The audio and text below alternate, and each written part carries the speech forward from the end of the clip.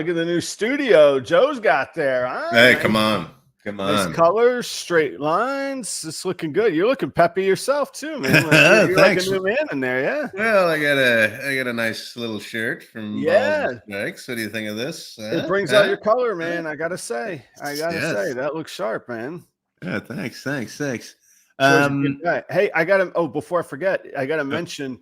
You got a little care package here at the house too. I just got to get out to the post office and send it your way. Oh, really? Yeah, I didn't feel comfortable giving out your address, so I just said, "Look, just send it here." But there's going to start to be a fee with this stuff. Let me tell you, man. I got enough going on without being your butler. You know. I don't even know. I don't know how to tell. So I said Facebook last week, but then I said my Facebook had been hacked and I wasn't able to access it. You're like the grandpa. You're like. And then I don't know. I am on Instagram. That's how Balls and Strikes and I got in touch with each other.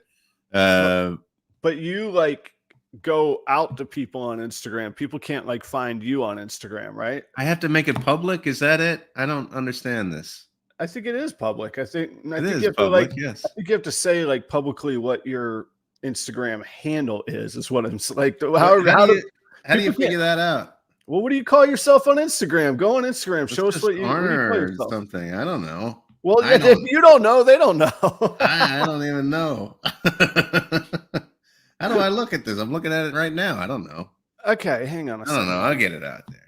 Well, no, if you go to my page, Proper Royals, which that's all we're asking is what do you call yourself on Instagram? At the very top, it says. I don't even know how to go to my page. What is this? Look at this. I got to do this. Do you go on Instagram, Joe?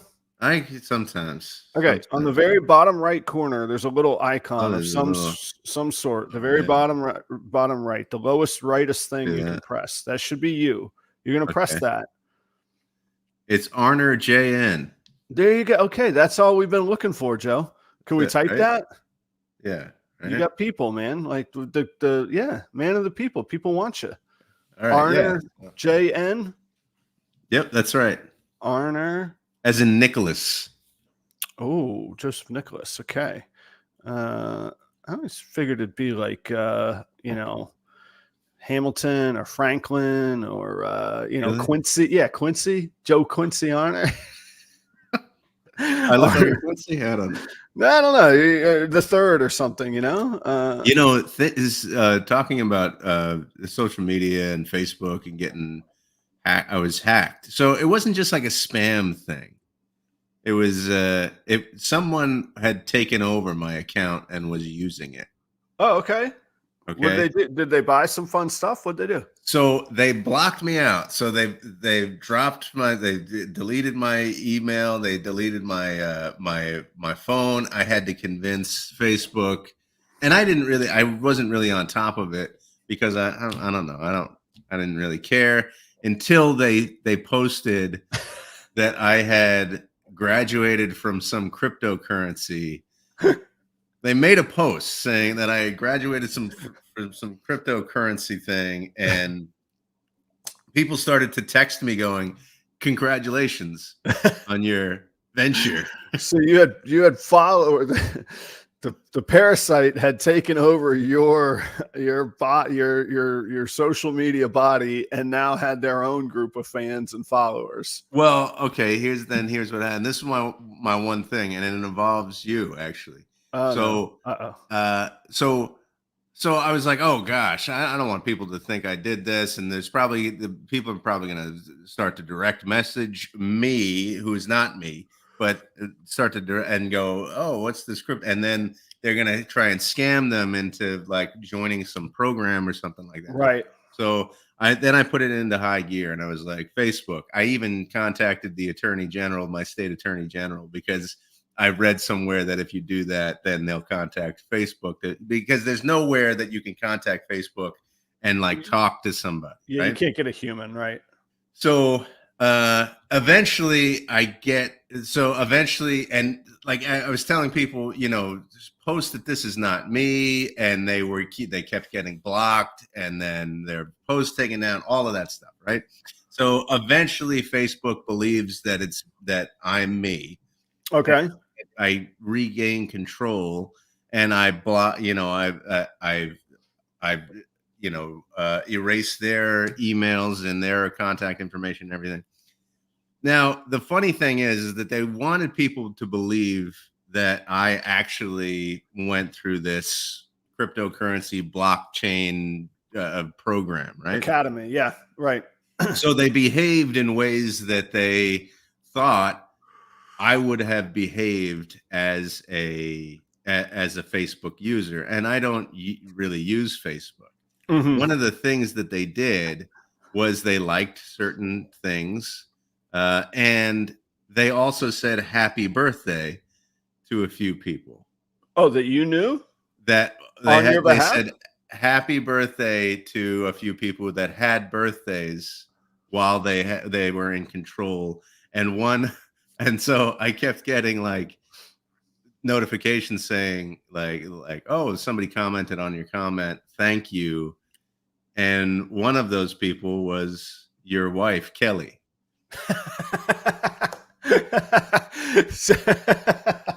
So what am I supposed to do? But this guy's really polishing up the image. I mean, they're putting in, like, this isn't just average bot work. Like, this is somebody that's like, we got a hot ticket here. These are good. These are hot leads that we're going to really nurture, and we need to wish them. Exactly. Yeah. So Kelly's birthday was definitely last week. Yeah. So I was like, what should I do? Because it wasn't me that said happy birthday. But I also didn't like somebody else saying happy birthday. You're like, yeah, for me, like that's saying happy birthday on your own, not via me. Yeah, I gotcha. But what am I supposed to do? Like contact your wife and go, I didn't really say happy birthday. For the record, that was a fake niceness. Yeah, I'll wish you happy birthday in 2 days on my usual par, where I apologize for missing it. I'll have you know.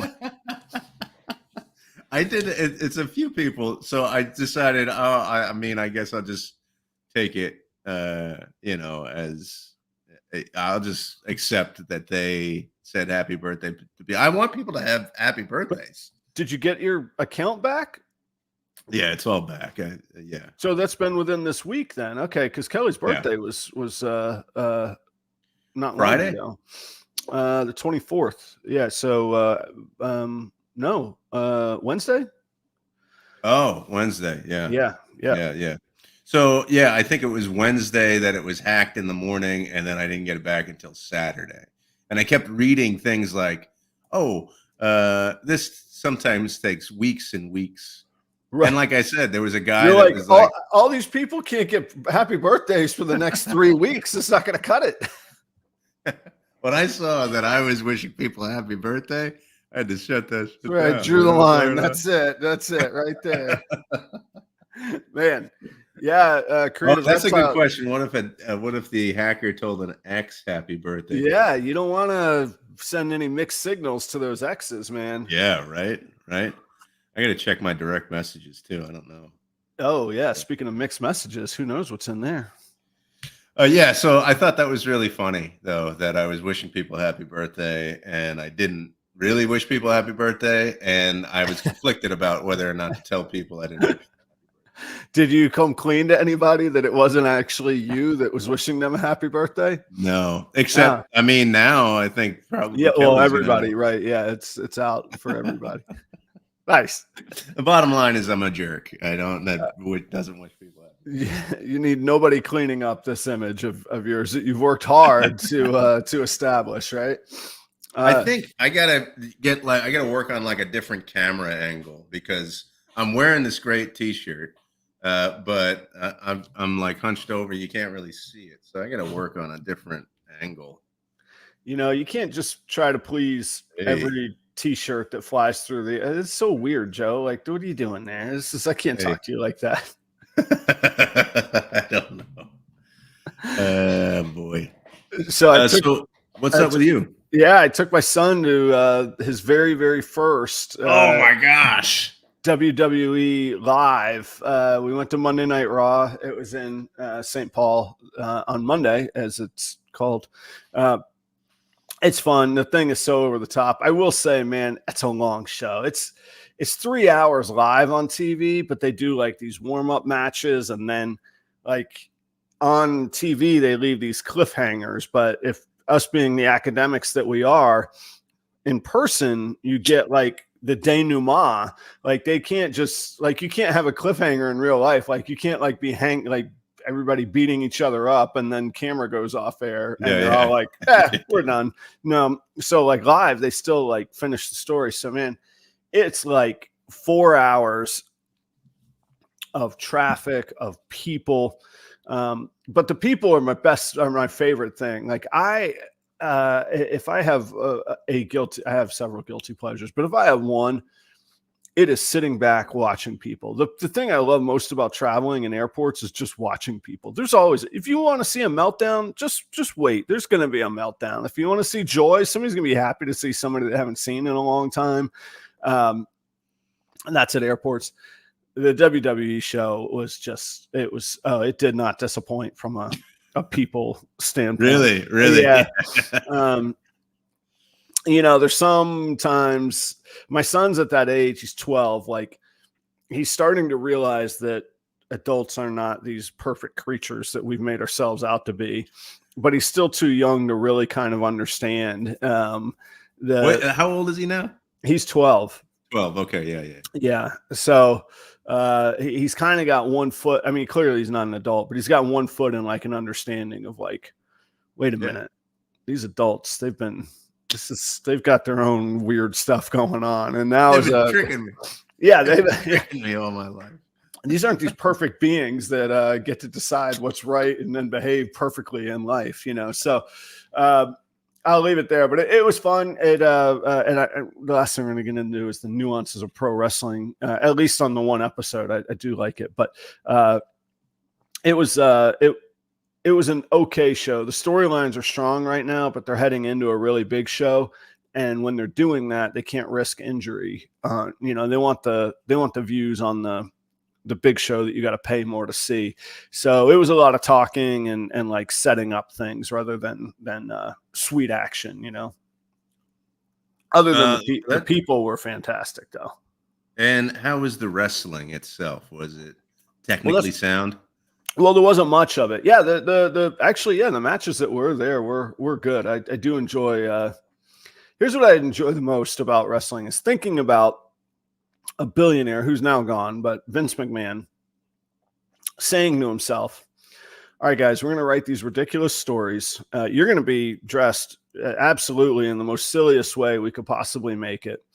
I'm going to tell you what to do. And then you're going to take a bunch of steroids. You're going to get roided up and, who knows what else, especially 20, 30 years ago.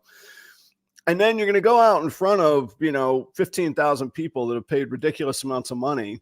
And you're going to actually do what's expected of you, which is the most ludicrous thing ever. Like the amount of money and investment, like I actually see it as an incredible management leadership thing. And even like waiting tables, like I've taught everybody exactly what to do, but at the end of the day, they're the ones that are going to go to the people with the money.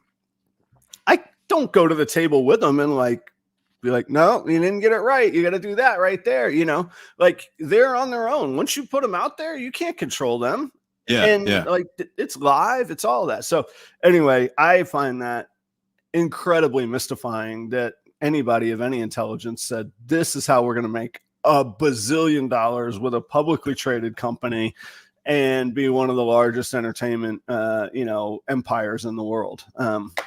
It's intriguing to me. So there have been moments when wrestlers have deviated, and sometimes when they go, when wrestlers don't know if their opponent is going to do the thing that they're supposed to. Oh, it takes incredible trust. Bring them over. Yeah. Hey, dude, I'm going to flip you upside down, but I won't drop you on your neck and paralyze you.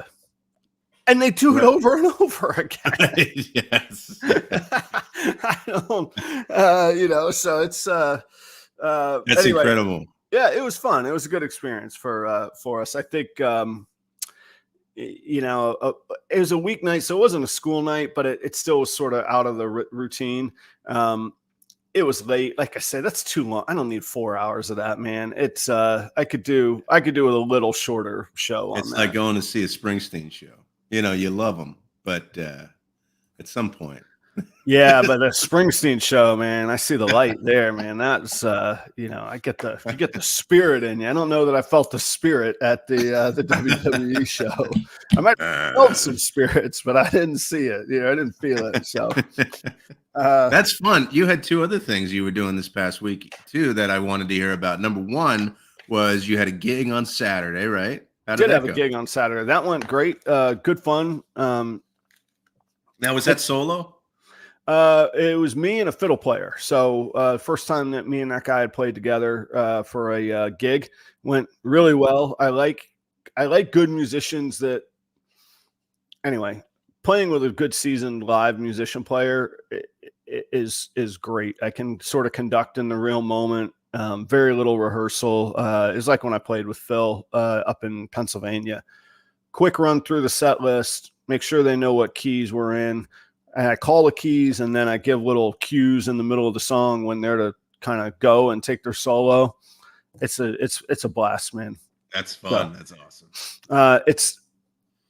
I'm not quite to the early dinner, but the blue hair buffet stage of my career yet, but I'm playing like 5:30 to 8:30. So it's not the 10 p.m. to 2 a.m. gigs. It's nice. Yes. It's 5:30 to 8:30 on the patio. Enjoy, it's fun.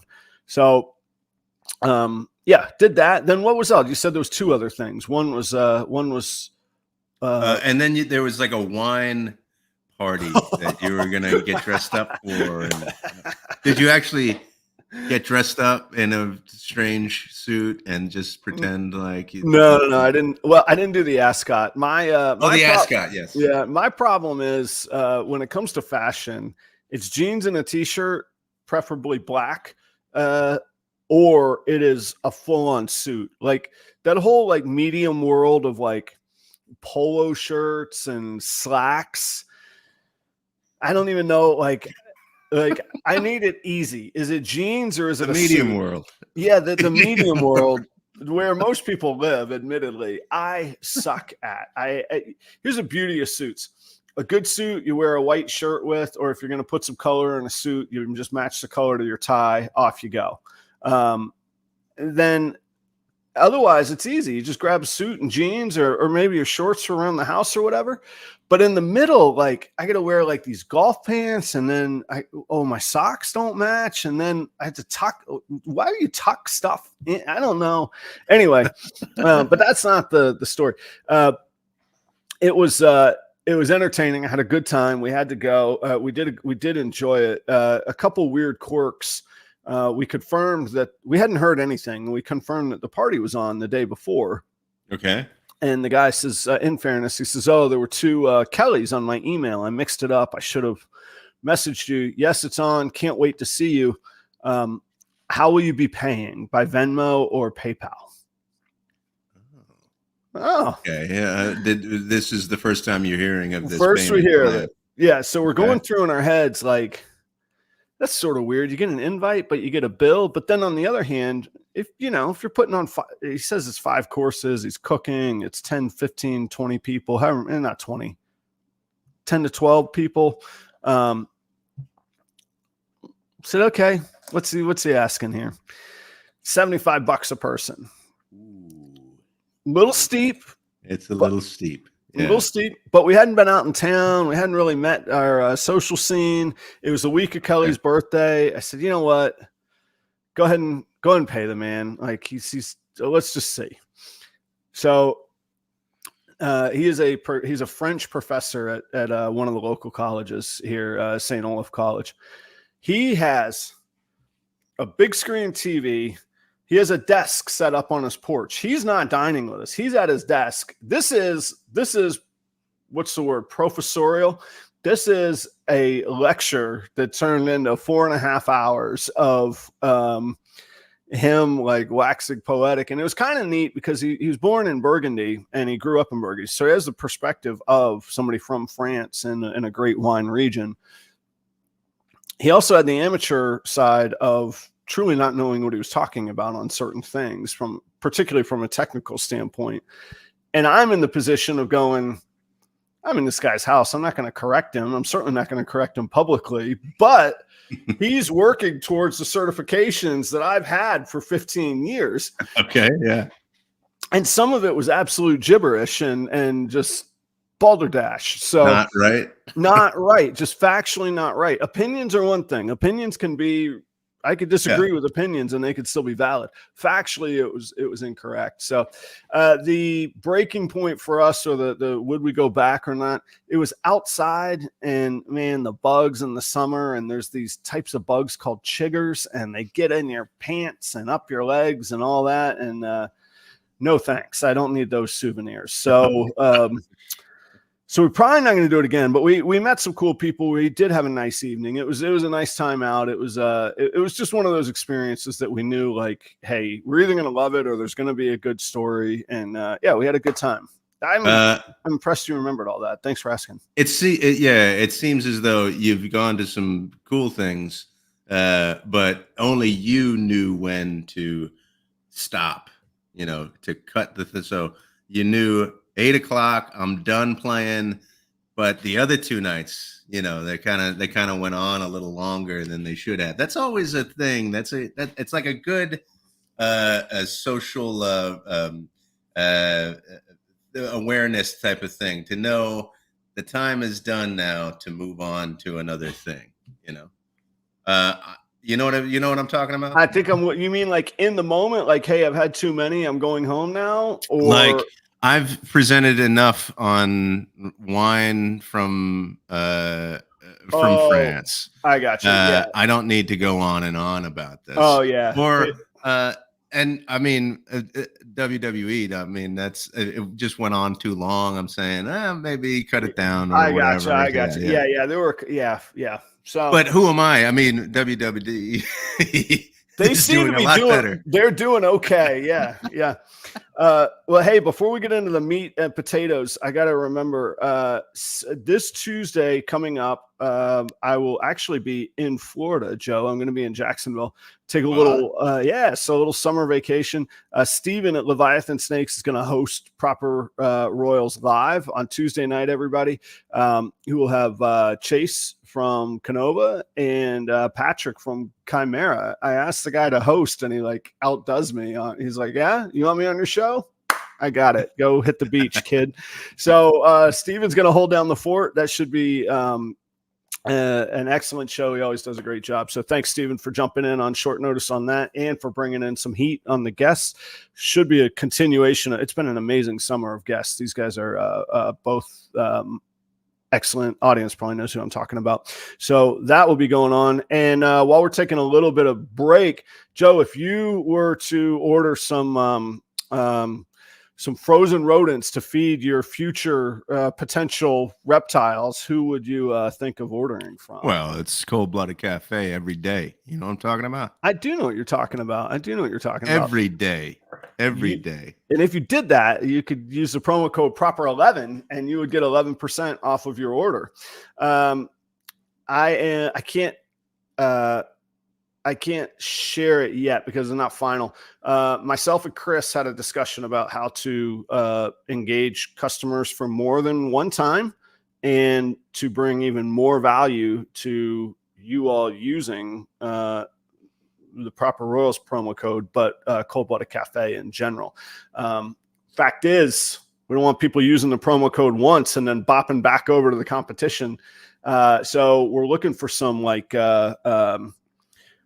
loyalty, return, stay with Cold Blooded Cafe, but we're going to be able to bring that value to you. So we're cooking that up right now. That's simmering, some ideas simmering. I am proud to say Cold Blooded Cafe is willing to invest and keep you all as customers. So go check them out if you haven't. I definitely use them myself for all my frozen rodent needs. And then husbandrypro.com. Look out. Boom. The slow focus. It's really dramatic, right? That's nice when it does that. I like that. Husbandrypro.com. Go check it out. You can track all of your animals data. I use it for multi-generational tracking. I'll use it for more. There's so much that you can do in there. I actually, because I'm a nerd, I was already online with support this morning, putting in a ticket because I said to myself, I would love to sort these animals by the animals that have ovulated, because the ones that are growing, I know about. The ones that are in the incubator, I know about. But I'm still using painter's tape to note on the tubs of the ones that have ovulated.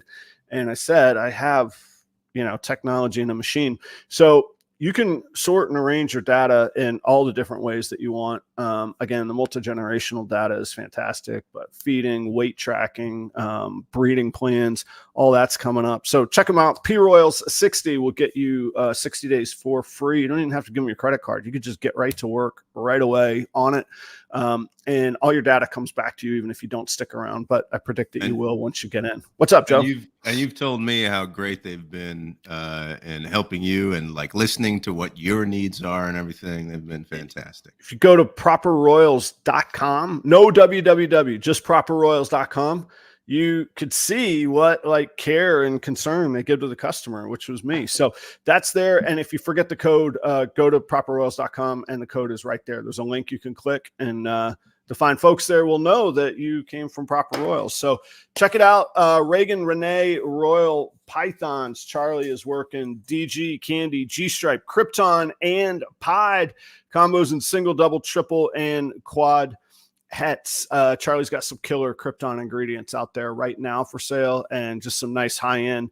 Like, he's almost like a chef's pantry of ingredients for ball python, high-end ball python breeders. You want double hets? He's got them. You want a visual het? He's got it. Double visual het? Boom, there you go. All the way up to some quads. So Reagan, Renee, Royal Pythons, that's Charlie Ryan. He also has, he's one of the two people that have guest hosted the Proper Royals live show. And last but not least is Keith at Kreative Genetics. Right after the show today, I'm going to cut a clutch of 9 eggs, and Keith's loaner stud that I've been working with on the breeder program is the dad on that clutch. So switch over to Instagram right after the show. We'll cut some eggs this morning. Joe, go ahead. I just wanted to mention. No. Let's go. Let's move on. Okay. Well, I mean, if you got the hankering, or you got to let it go. You just got to choose and choose when. One thing that I did over the weekend was I went to Dunedin, which is this small town that's about an hour away from me.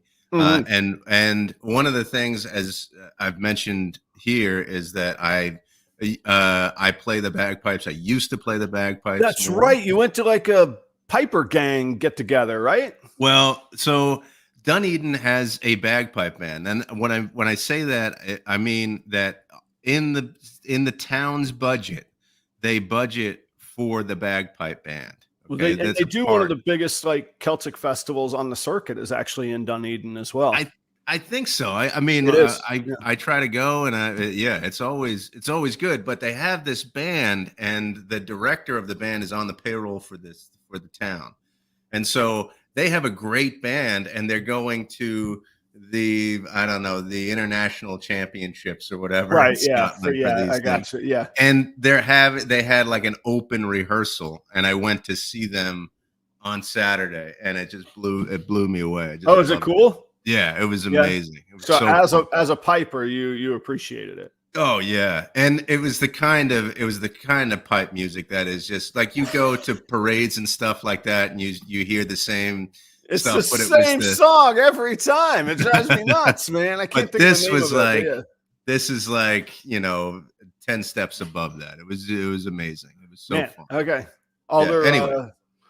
All their pitch and intonation was good. Like you gotta get it right on, right? You can adjust it and everything. I mean, all of the drones need to be B flat. They need the chanter needs to be on par, but then the speed and the quickness with which they play, and with the doublings and all this, it's amazing. And they have pipes and drums, or just pipes?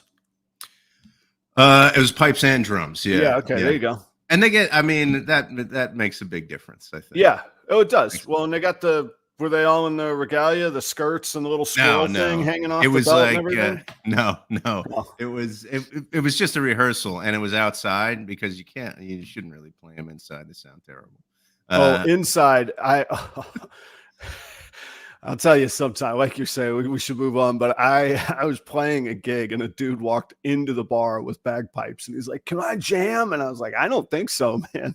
And he was hammered and he started playing it inside and it was like, and it was off key, it was wrong, all of that. So anyway, hey, I used to tell my teams, I like people who are really good at what they do. And so I like skilled people. I like anybody. You don't have to be really good at what you do, but in a business sense, people that are good at what they do are valuable.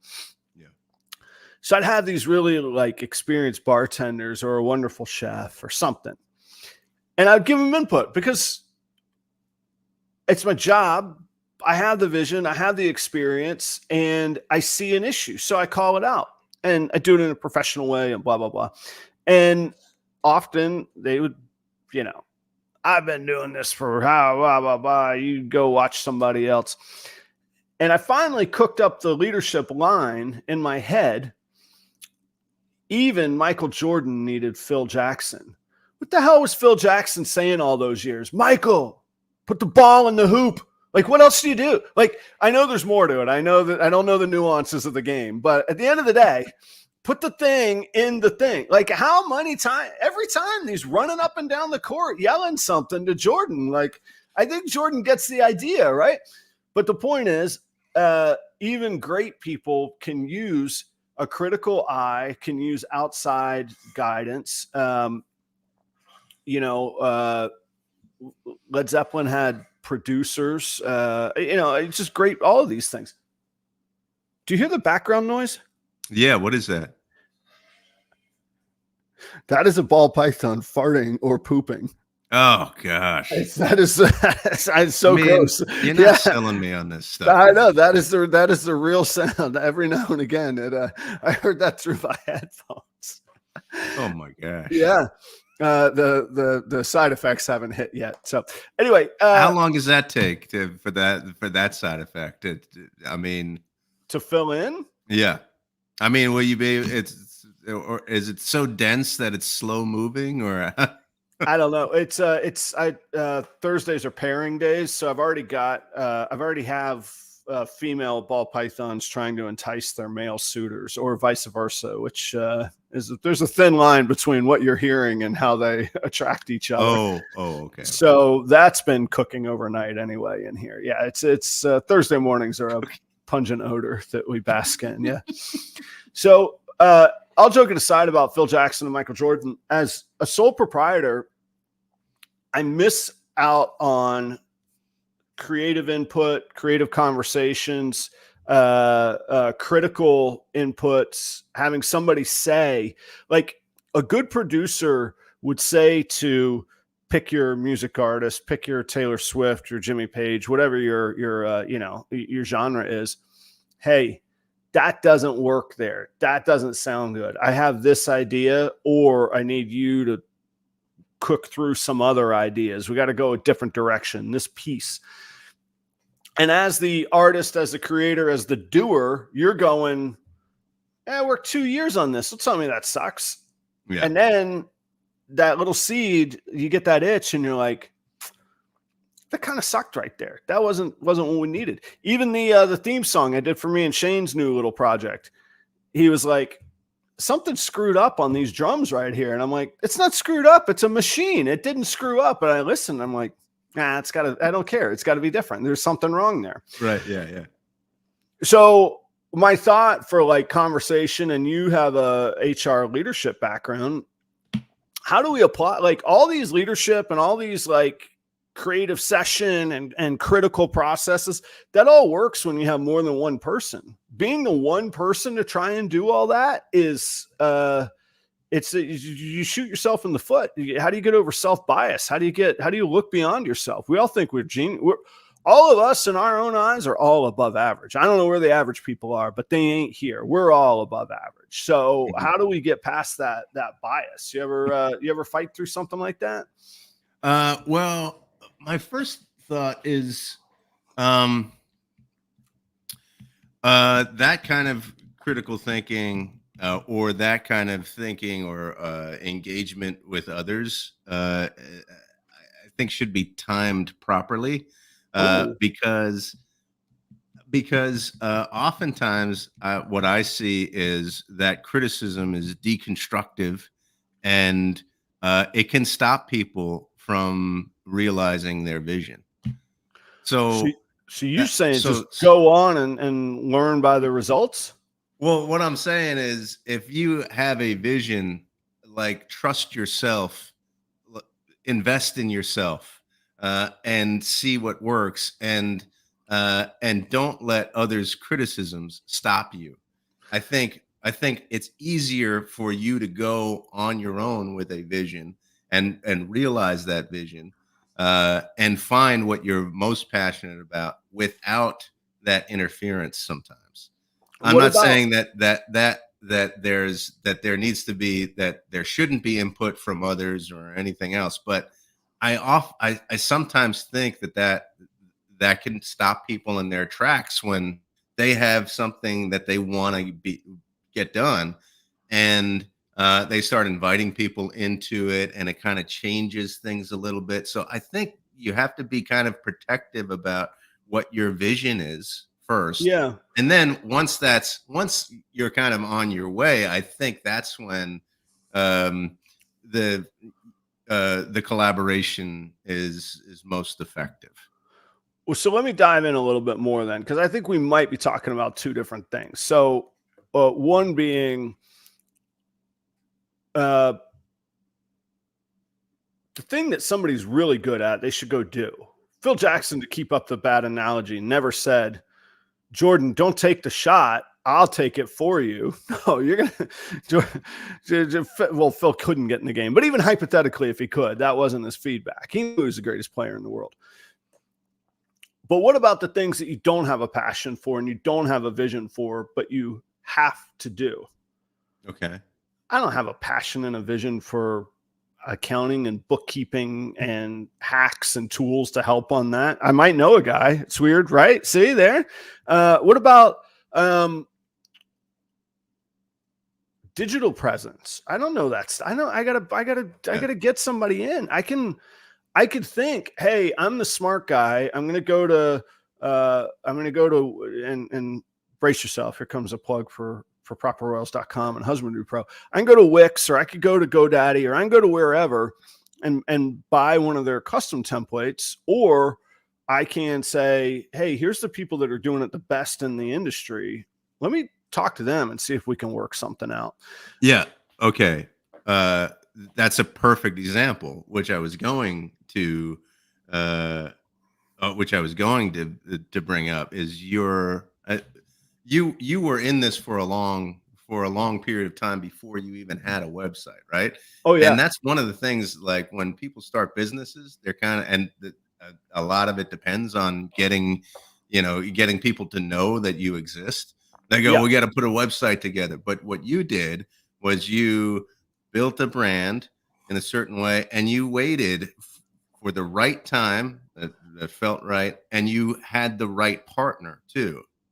You found the right people to work with. So you're not just accepting, collaboration with anybody. It's got to be the right time and the right people too. Yeah, the right curated thing.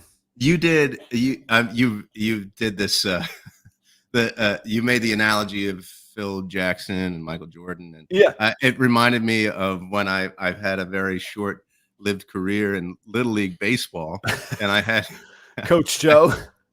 No, I wasn't a coach. I was playing when I was a kid. Oh, even better. Yeah, okay. The coach, I probably had some personal problems. Mainly with alcohol, probably. on Saturday mornings, he had the alcohol problem. Yeah. His advice to our pitchers, he would call from the dugout, throw strikes. Throw strikes. Like, yeah, we're trying. Yeah, thanks, boss. Yeah. Like, that's not good coaching. That's not good collaboration. That's not the person that you should be listening to. Yeah. So it's got to be the right time and the right people. I always loved when members would be like, "Hey, I got a special evening. You're going to take good care of us tonight?" And I'm like, "Yeah, I'm not going to give that shitty service that we usually give. We'll give you the good stuff tonight." You're like, "What are you coming here for? Don't even bother with me. What are you talking about?" Right. I mean, so yeah, it has to be. You use the word curated. Yeah. You have to curate the people around you in order for you to execute your vision, and those people. Then you have the opportunity to really be collaborative and really engage, and then be innovative with the suggestions that you have. Now we're kind of going off in a different direction than what we, as usual, we are going in a different direction than we started with. But so let's try. I would say let's try and get back to that. You have realized your vision. You're doing what you want to do. You're growing this business. You have a brand. You're growing the brand, but you're a one-person show. So how do you become innovative than just being a one-person show is the question. And that's the thing. And I look, so Phil, I know Phil, and we're good friends. Phil is on an intellectual level, intelligence level that is beyond me. And I don't even mean that in a patronizing way. He sees and grasps things that I may or may not see. And I probably do that in my own way on certain things. And I think you do that in your own way on certain things. I do think some people can do it, and I think some people flourish that way. I also think I like the collaborative. The one thing I miss the most about the restaurants is the camaraderie. You literally can't do a restaurant by yourself. It just doesn't work. The guy that put on the dinner the other night, he found that out. You just don't do it by yourself. It's not going to work that way. So that's sort of where I'm born and bred. The other part of it, though, is I really like. It's always been an intriguing thought when I hear amazing musicians preach over and over, "Don't produce your own album." And I'm like, why wouldn't you produce your own album? You're the guy. And it's not that they don't know how to technically do it. It's not that they're not as good at the soundboard, because every band runs their own sound before they can ever hire a sound man. Like, you have to get good before you can hire a sound man. So you're already good. And the idea is you can't be or the same thing with defending yourself. There's no sense in defending yourself in court. Get a law. Even the skilled lawyers have a lawyer to defend them, right? They hire somebody, because you can't. It's very difficult for humans to look outside of themselves. And that's always something that's like, I've gone through stages in my career of, I don't need that. I'm the badass in the room. I'm the expert in the room. I'm the guy. You hired me because I'm the guy. Hell, now I'm the consultant that goes and tells people what they're doing wrong. Mm-hmm. But I've started to embrace the idea, and I like the idea. And I think I think in these scenarios, you got to leave the people at what they're the best at. So the creative idea of what to pair and the vision I want to pursue and the results I want to get, that's still mine. But what I've really done is started, and I'm not going to share who any of these people are, but I've started to formulate like an ad hoc advisory board that some people don't know that they're a part of it. They just talk to me. And other people I've actually made it a business arrangement of, hey, how can I compensate you for quarterly or monthly get-togethers and it's advisory. There's no, I take it into account and I go on. But some of it's from a tax perspective. Some of it's from business perspective. I think I've talked about a guy a lot that has a big, strong background in Toyota manufacturing. So I pick his brain on a whole lot of things that he never had any idea he'd be giving input on a snake breeding operation, you know. Right. The audience and the Patreon I see as like a seat on the advisory board.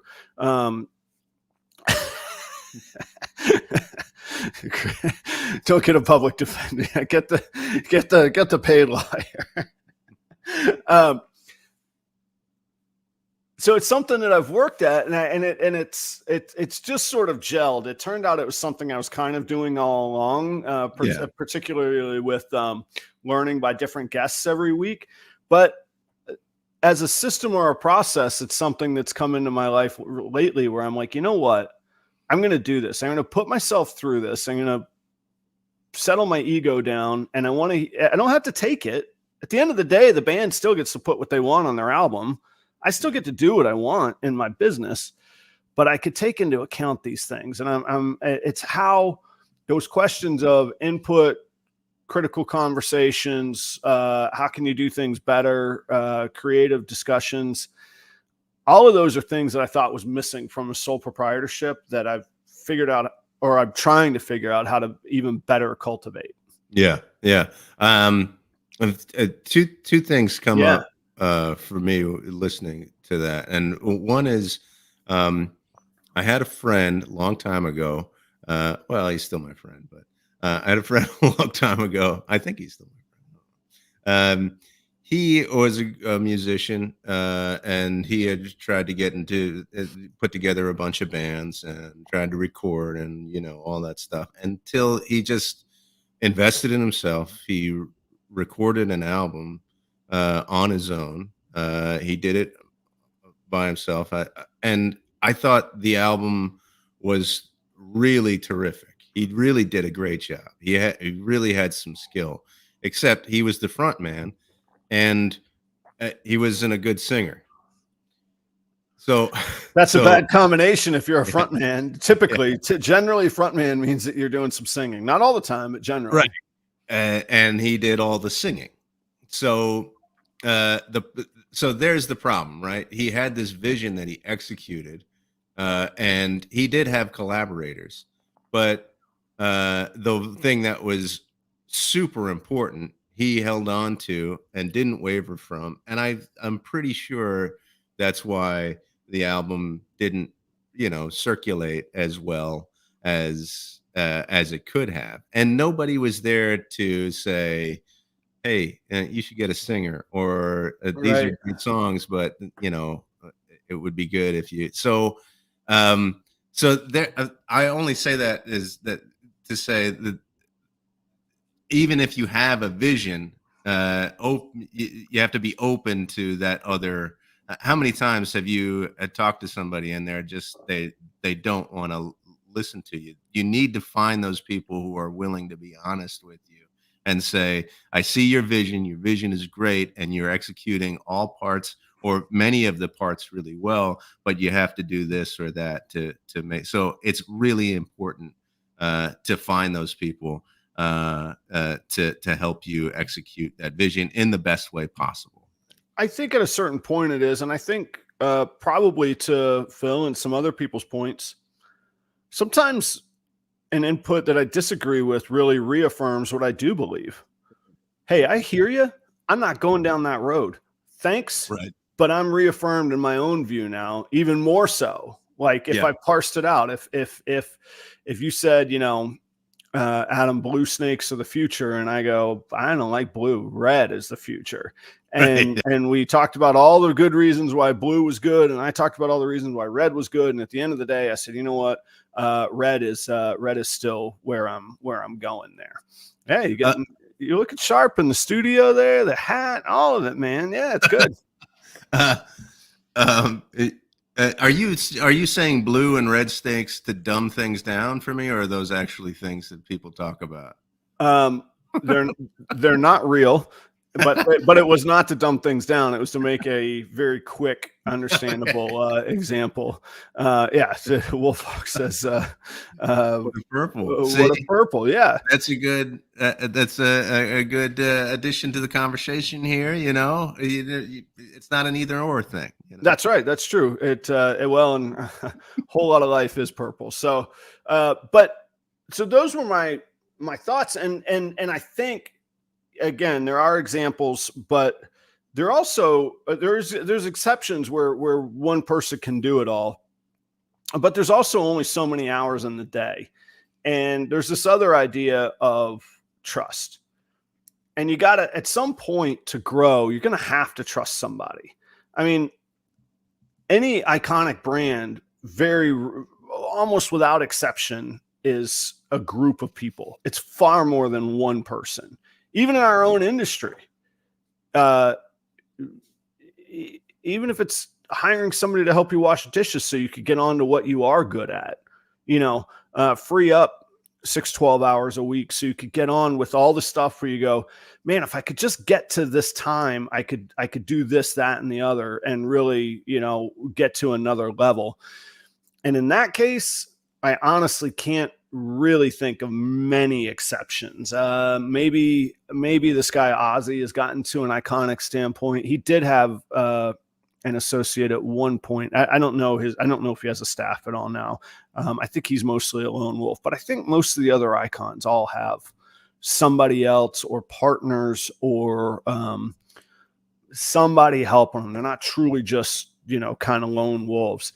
And I feel like I've gotten to that point where if I want to keep growing, I'm going to have to invest in some of those things. So a lot of the companies that I've worked for, or organizations that I've worked for, at the top, there was kind of a duo of people, and one was like a vision person, and one was like the execution person. Yeah. And right. So when we talk about like how do you do it with a one-man show, I'm always impressed with you because you seem to embody both that vision and execution really, really thoroughly. Those both sides. But if you see yourself as a vision person, find the execution person. And if you are the execution person, find the vision person to get. That's a neat way to distill it down. Yeah, great point. I think, even the military, right?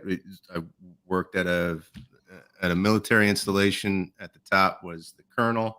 It was a small installation, so we didn't have a general. So the top was the colonel, and then the colonel's still pretty big time. Yeah, sergeant major. So the colonel was kind of the vision guy for the installation. And the sergeant major was the one who went and then took the vision and got it done. Same thing with this Catholic organization that I worked for. There was a president, and it was a priest who had like the vision of the organization, and then there was a nun who was like, "Okay, this is the vision. Let's get it done. You're going to do this, and you're going to do this." So I think in all of this conversation, I think that's kind of a critical collaboration that needs to be there. Well, and again, that's somebody playing to their strengths. It's not quite perfect analogy, but in these problem situations that I tend to find myself in restaurants and hospitality in particular with clubs, somebody once said to me, there's the guy that needs to storm the beach and clear some things out. And then there's somebody that needs to reestablish civilization and rebuild. And, and I didn't hear that until I was probably 17 years into my career. And I realized that at the PGA Tour, I was the guy they were sending in to storm the beach. I almost resented it in my mind where I was like, I go in, I fix these things, and then they bring in a director to permanently take the job. And it made me resentful because I was like, oh, I'm good enough to do the fix up, but I'm not good enough for you to promote me and to give me my own operation. And of course, there's way more to it than that. And there's only, 15 to 20 of those clubs across the country. So it's not like it's not like I'm at the top of the list or whatever, or was at the front of the line at that time. And sometimes you don't know what you don't know. I mean, my career with the PGA Tour ended by the time I was 32. I was still very young in the grand scheme of things. Hopefully I live a long enough life where that was very young. But when somebody said that to me, I was like, oh, now I'm at the point of the career where I'm the civilization builder, because I'm taking on the longer permanent role of food and beverage director in these problem areas. But sometimes you had to be both. And more often than not, you have to figure out how to be both when you're that guy. Like you don't take the job and then go to the board. Hey guys, by the way, I'm gonna really fix this, but I got to bring in somebody else to clear. Like they're like, no, you're the guy. We hired you. You go fix it and take care of it. Yeah. But that's where you build your team. Maybe on your management team, you need the enforcer, then you need the inspiration person, and then you need like the finesse person that's going to be the next director. And often I see that in kitchens as well, kind of deal. So, anyhow, those were the kind of thoughts running through my head. I'm sort of excited to work on some of those, and those keep, I guess. One other thought, to use the example you talked about with your friend that produced his own album and everything. A lot of times you don't realize the resources behind the first door.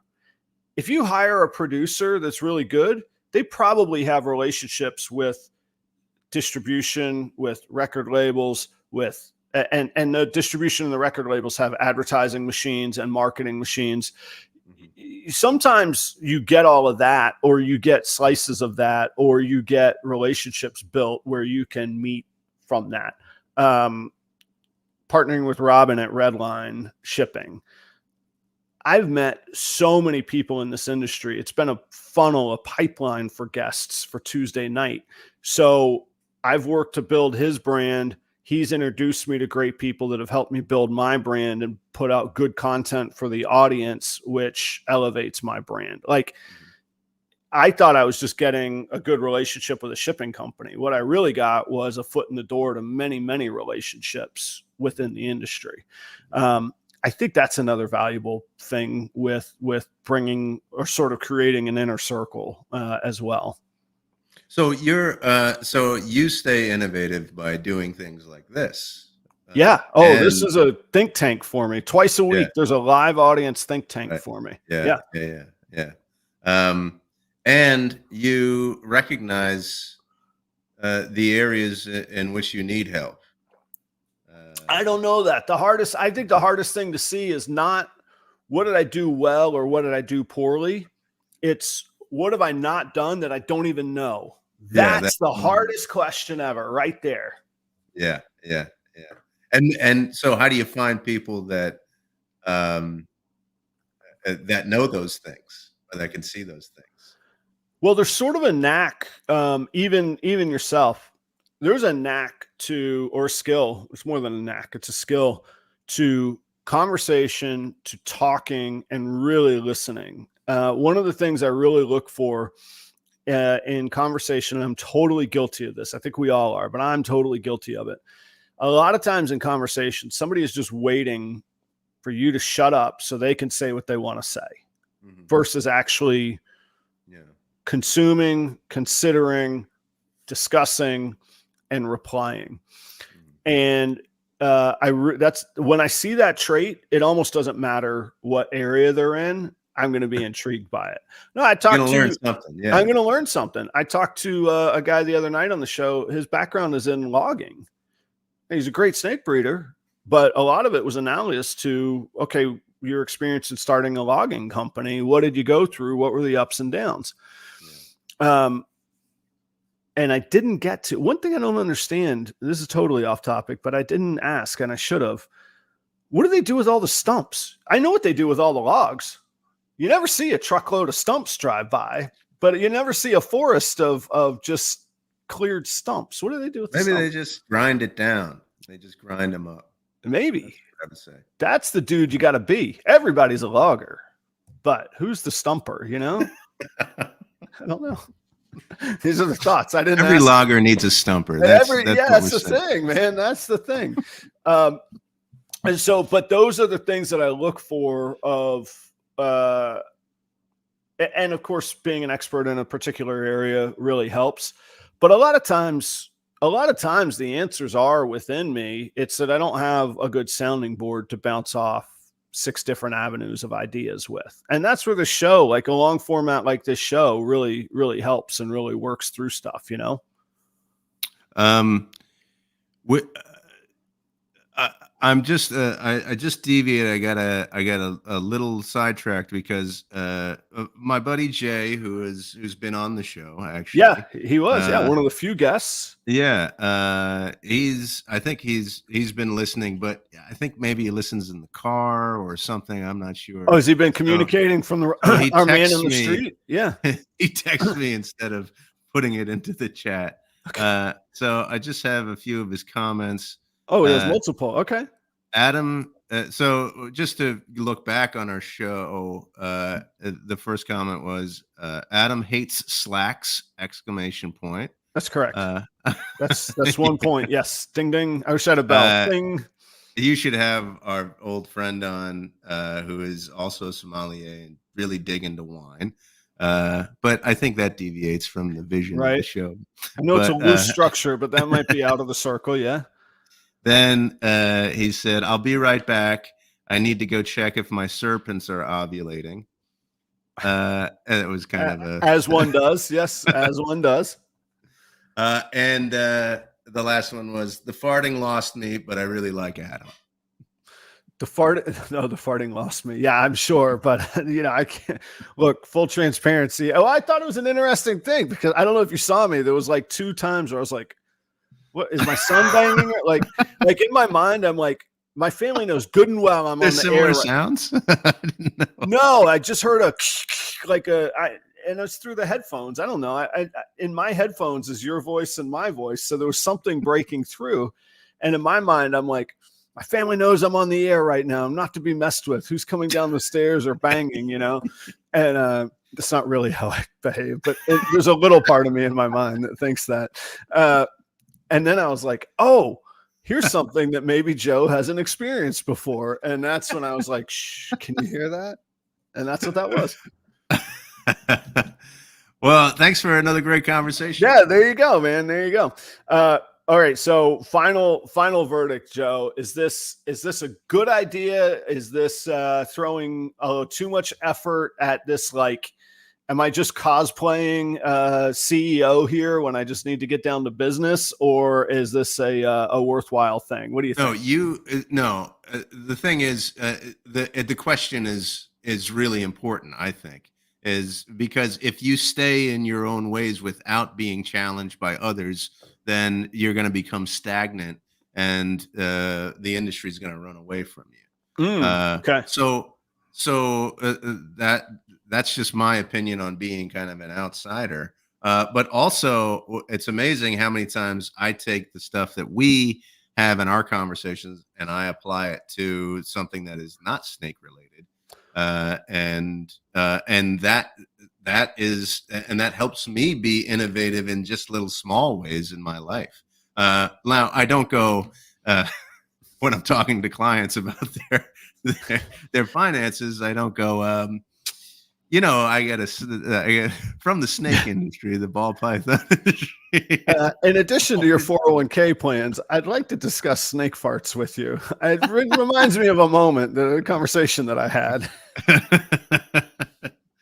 But that would be my take from this conversation for sure. Well, that makes me happy. The whole theme of our show, especially those of y'all that are new, the whole theme of our show is as a reptile guy and a non-reptile guy talking through each other's life kind of thing, and it's kind of neat that the unintended consequences are, hey, wait a minute, there's things that can apply in a whole lot of different ways. And I do love finding that, whether it's talking to former loggers or, old buddies on Thursday morning. It's pretty cool.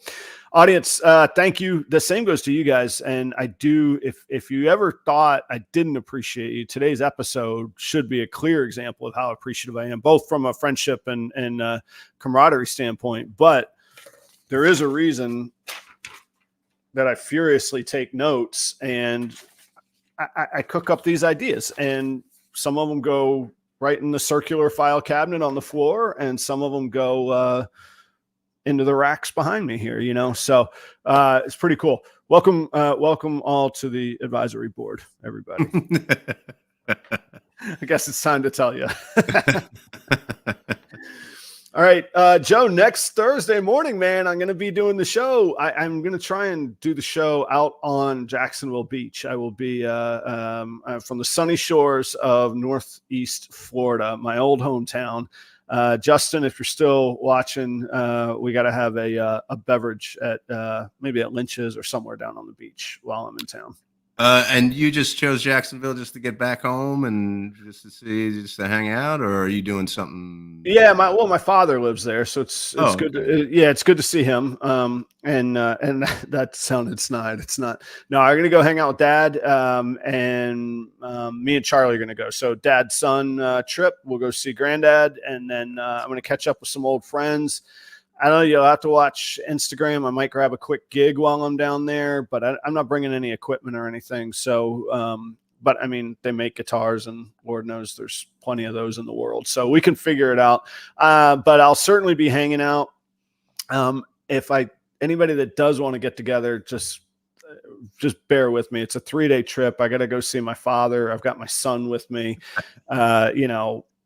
2 a.m. debauchery probably isn't in the cards. So we'll see how it all goes. But yeah, I'll be in Jacksonville next week for a few days. Last little bit is sometime during the show, I changed my username on Instagram to Proper Cup of Joe. Really? You made it official? A year and change. All right. One question. How long was it until you called Chelsea your girlfriend? I don't know. I'm guessing a long time. It took you a year to jump in on Proper Cup of Joe. So I mean, that's funny. I just I'd be interested in her hot take on the topic as well. I don't think I ever really used it. Yeah, never. Okay. Next week we'll talk about Joe's commitment issues. No, come on now. I'm giving you a hard time, man.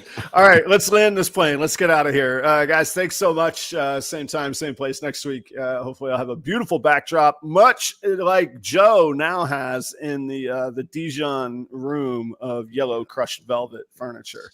Yeah, all right. And thanks again to Balls and Strikes for the great t-shirt. Fits well. Proper Cup of Joe. Bam. All right, guys. See ya.